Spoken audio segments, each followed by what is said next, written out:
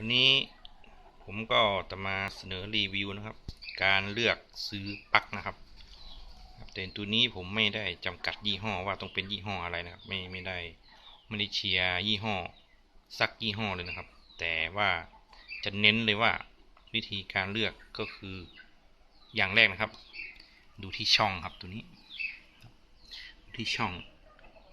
ครับมี3รูนะครับต้องมีสายดินนะครับตัวนี้จะมีม่านนะครับม่านตัวนี้เพื่อกันเด็กนะครับไม่ให้ไฟดูดนี่คือมาตรฐานเลือกก็คือต้องเลือกที่มันมีม่านนะครับไม่ว่าจะมีเด็กหรือไม่มีเด็กก็ต้องเลือกที่มันมีม่านไฟไว้ก่อนนะครับอย่างที่2สวิตช์แยกนะครับ1 2 3 4 5 6ครับแค่นี้ก็ถือว่าเพียงพอนะครับ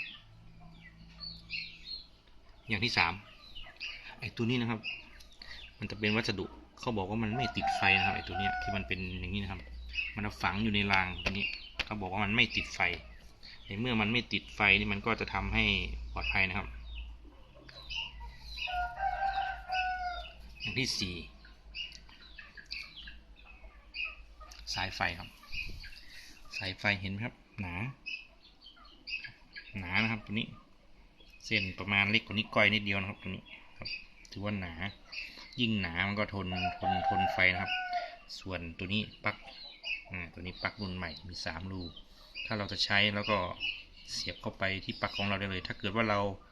เป็นปลั๊ก2รูแล้วก็ซื้อตัวนี้มาทดก็ได้นะครับผมมีตัวเก่านะครับ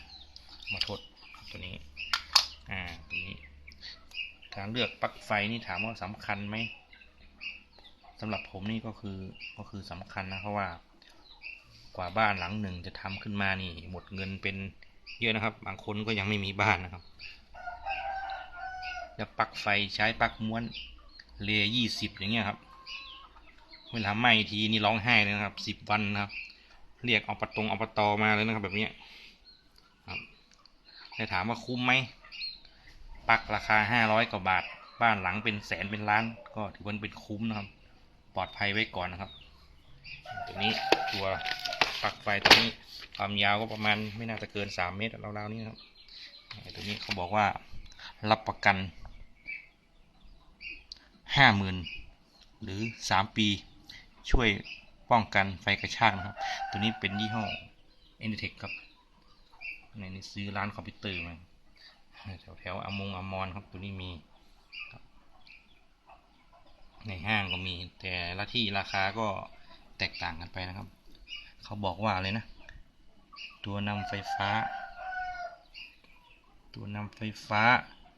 ทองเหลืองขึ้นรูปมีความปลอดภัยสูงครับม่านนิรภัยกันไฟดูดสายไฟยาว3 เมตรครับตัวนี้ผมใช้ไม่ยาวเลือก3 เมตรมาถ้าว่า 4-5 เมตรก็แพงมานะครับสวิตช์ควบคุมแยกจุดเวลาเราปิดตัวใดตัวหนึ่งแล้วก็ปิดเป็นตัวไปนะครับไม่ต้องปิดตัวเดียวถ้าเรามีตัวเดียวปิดทีละ6เครื่องใช้ของตัวอื่นก็หยุดทำงานนะครับไม่ดีครับแยกดีกว่าไฟ LED แสดงสถานะการทำงานตัวนี้จะมีไฟอยู่นะครับตัวนี้เดี๋ยวผมลองเสียบให้ดูนะครับรอแป๊บหนึ่งก่อนเสียบผมก็จะให้ดูความหนาของสายไฟก่อนนะครับตัวนี้แกะดูแล้วตัวนี้สายไฟโอ้โหหนาครับหนามากครับหนาทนทานครับมันบอกว่าแม็ก50/60 เฮิร์ตซ์227 IEC 53RBV นี่เป็นรหัสของมันครับ 2,500 วัตต์ครับ250 โวลต์ทนได้10 แอมป์นะครับ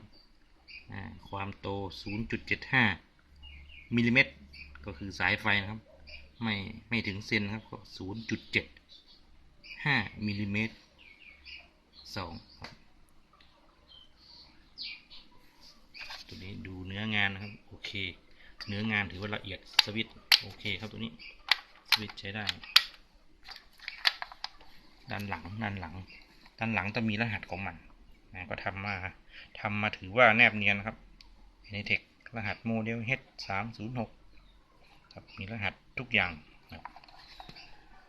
ตัวนี้เป็นตัวนูนฝังพลาสติกyour power your choice ตัวนี้โดยเนื้องานโดยรวมโอเคนะครับเดี๋ยวผมจะเสียบปลั๊กให้ดูอันนี้หลังจากเสียบปลั๊กแล้วลองชีวิตดูความสวยงามโอเคเช็คโอเคนะครับโอเคแยกชัดเจนถือว่าก่อนที่เขานำมาขายก็คงลองเรียบร้อยนะครับดีทุกอันนะครับ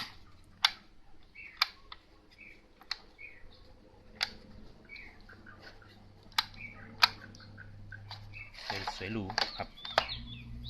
วันนี้ผมก็จะมาทำรีวิวการเลือกซื้อปลั๊กไฟนะครับแต่ให้ข้อคิดก็คือประมาณนี้เลยนะครับปลั๊กถูกเกินไปมันไม่ดีนะครับต้องดูเนื้องานด้วยนะครับถ้าดูเนื้องานเป็นนี่ก็ไม่มีปัญหานะครับถ้าดูเนื้องานไม่เป็นก็เลือกยี่ห้อแบรนด์หน่อยครับที่มันดีๆหน่อย